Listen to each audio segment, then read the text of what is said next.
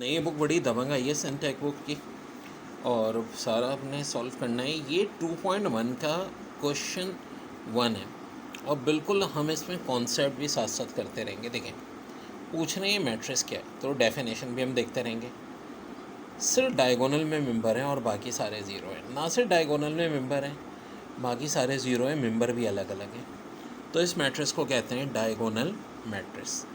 Part 1 का answer हो जाएगा हमारा डायगोनल मैट्रिक्स। ठीक है जी, ये ऐसे स्पेलिंग होती है डायगोनल। पार्ट 2 में देखें,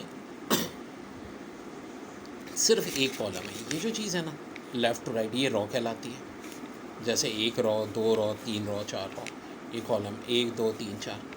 तो रॉ एक से ज़्यादा हो, कॉलम एक हो, तो इस मैट्रिक्स को कहते हैं भाई कॉलम मैट्रिक्स।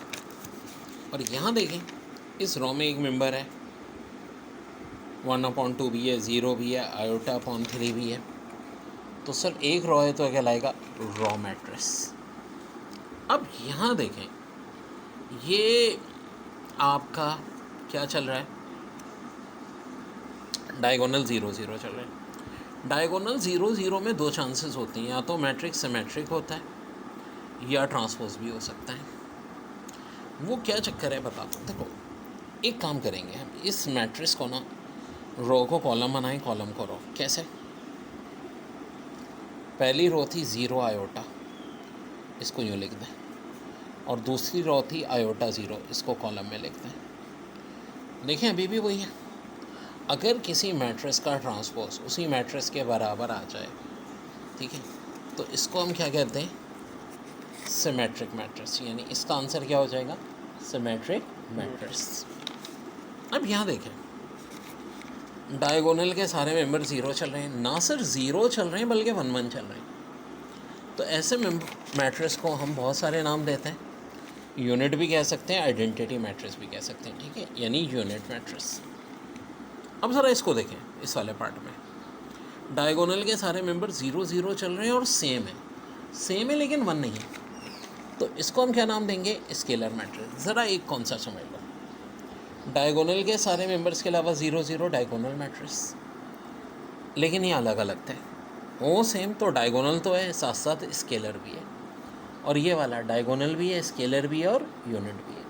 ख़ास एक बेस्ट चॉइस के हिसाब से पूछा जाएगा तो हम इसको क्या लिखेंगे, यूनिट, इसको स्केलर, इसको डायगोनल।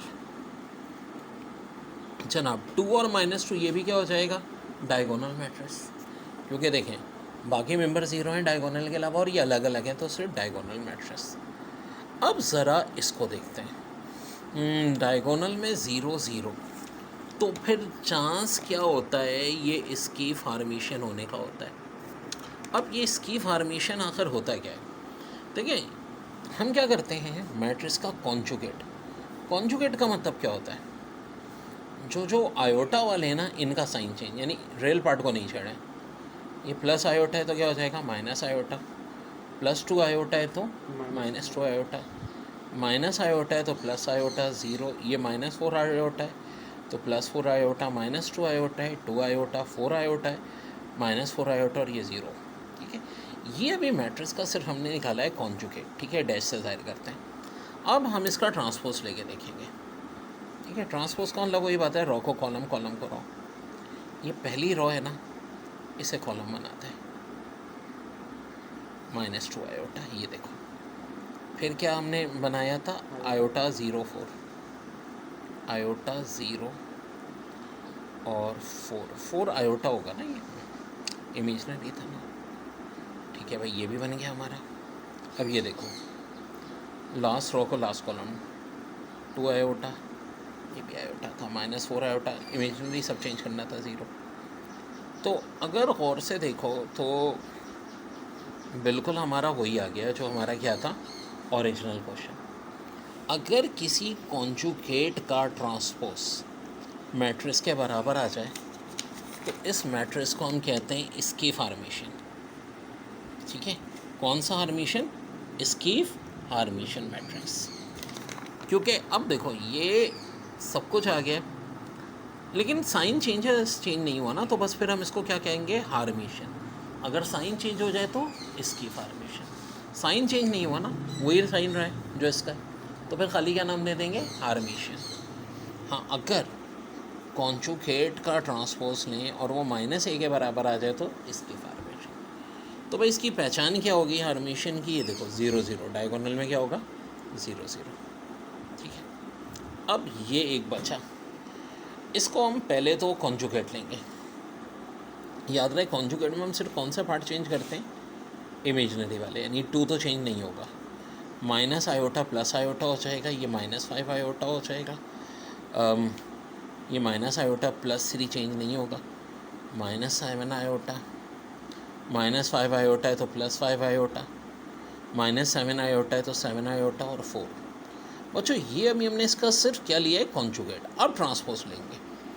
ट्रांसपोज का मतलब है रो को कॉलम बना दो, कॉलम को रो। ये देखो 2 आयोटा -5 आयोटा और minus iota 3 -7 iota 5 iota 7 iota और 4, ये हमने किया। अब हम ओरिजिनल क्वेश्चन से कंपेयर करेंगे। ये भी बिल्कुल सिमिलर आ रहा है, तो ये भी बच्चों क्या हो जाएगा, हार्मिशियन मैट्रिक्स हो जाएगा। कॉन्जुगेट का ट्रांसपोज अगर मैट्रिक्स के बराबर आए तो ये कहलाएगा